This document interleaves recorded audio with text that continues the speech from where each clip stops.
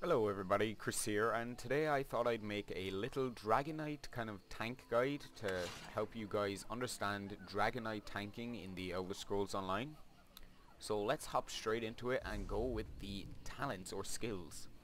Now the first thing that I'm going to go over is the weapons, and your main weapon is going to want to be one-handed and shield. Yeah, that's correct. One hand and shield.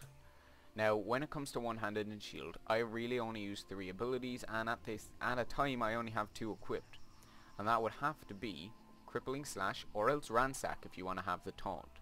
Make sure if you are tanking in a dungeon to have Ransack equipped for the 15-second taunt. But Crippling Slash with the 60% snare and then the 15% damage reduction for 9 seconds, it is amazing. Now, I use Shielded Assault just to get at the target straight away. And as you can see, I'm fully passived out with all of Fortress, Sword and Board, Deadly Bash, Deflect Bolts, and Battlefield Mobility. Now Battlefield Mobility is actually amazing because as you can see, I can actually move pretty fast while holding my shield. I'm actually using the Imperial gear, so it is transmogged into the Imperial gear for those out of wondering. Now, as well as armor passives, I'm going straight heavy. I don't have the heavy ultimate active ability because I don't really think it's necessary unless you're going up against mobs with high amounts of CC. Now, as that says, I haven't actually spec'd into full bracing because I don't think the decreased cost of blocking by 20% is a lot more. Now, I have Resolve, which increases my spell resistance by 231.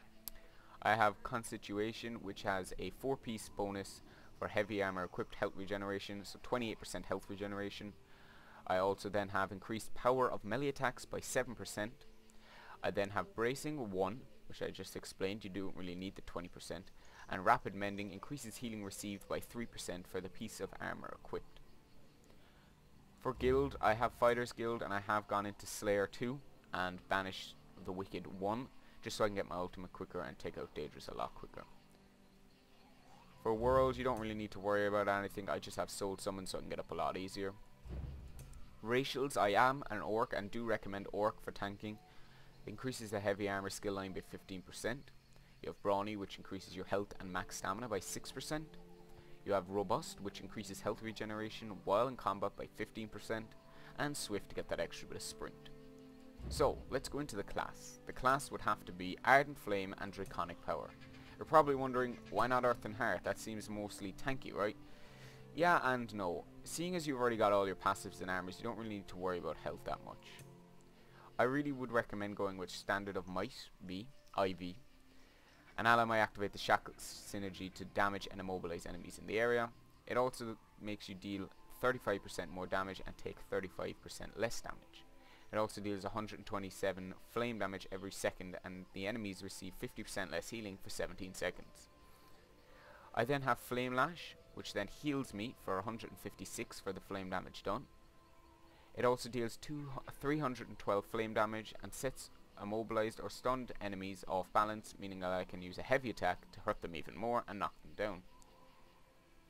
I then have, in the Draconic Power, I have Burning Talons for CC. Basically, it's a talent ability that makes them immobilized and stunned in an area. It's perfect when you've got your Standard of Might down and you want to keep enemies in there. And then I've got Coagulating Blood. Now I'm sorry if I pronounced that wrong, but it means that I heal for 33% of missing health, increases health regeneration by 40% for 20 seconds, and armor and spell resistance by 1,500 for 3.5 seconds. So if you're going up against a high-end boss with mage abilities, this is perfect. You can also go with Razor Armor, but my armor is a tiny bit overcharged at the moment as I'm messing around with this build. I then have Elder Dragon, which increases health regeneration by 5% for each dragon ability, so that's 5, 10, 15, 20% health regeneration. In Earth and Heart, I haven't put much in except for Battle Roar. Whenever I use my ultimate, I get 35% of my health and stamina back. For Ardent Flame, I have full passives, which is Kindling, which is 66% more effective burn damage. I have Warmth, which causes damage with Ardent Flame abilities to snare the target for 30 seconds. I have increased 3% and 2-second duration of Fiery Breath, Searing Strike and Dragonknight standard abilities, so this lasts a lot longer.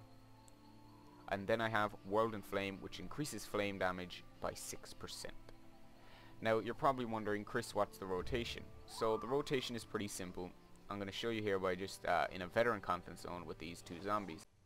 Alright, so the rotation is pretty simple. You want to start off first with shielded assault, with then followed by a power attack, then flame lash, then crippling slash. If you're getting taken down, you want to use burning talons and coagulating blood. So I'll demonstrate. Shielded assault, power attacked, flame lash. Did that a bit too late actually. Hang on, I'll try to show you with another character. Another couple of zombies. So coagulating blood, coagulating blood.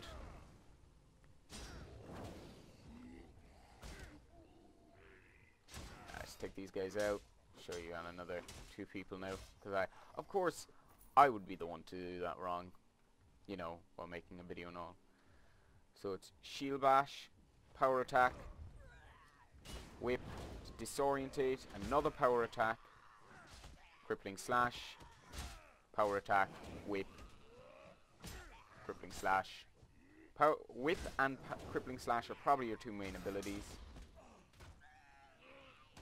Coagulating blood if you want to get another charge up, but you know, you don't need to. Now when it comes up to a group of more than 2 or 3 people, you want to have your Dragonknight standard ready, and the main reason is it'll finish them for you. Observe. Gonna talons, keep them in place, Dragonknight standard, and just watch them die. Not even hitting them, not even hitting them. And they get taken out. It's that simple when it comes to Dragonknight standard. I mean, you want to use that when you're mainly up against a ton of mobs in a dungeon. So for the single target rotation again, it's shield, power attack, quickly followed up by a whip so he gets disorientated, knockdown, crippling slash, power attack, whip, power attack, crippling slash. Very, very simple. Now the rotation will be in the description below, so if you do need any help, just check down there. If you need any more help for Dragonknight or any other class, let me know in the comments below. And I'll see you guys in the next one. Thank you very much for watching. Chris out.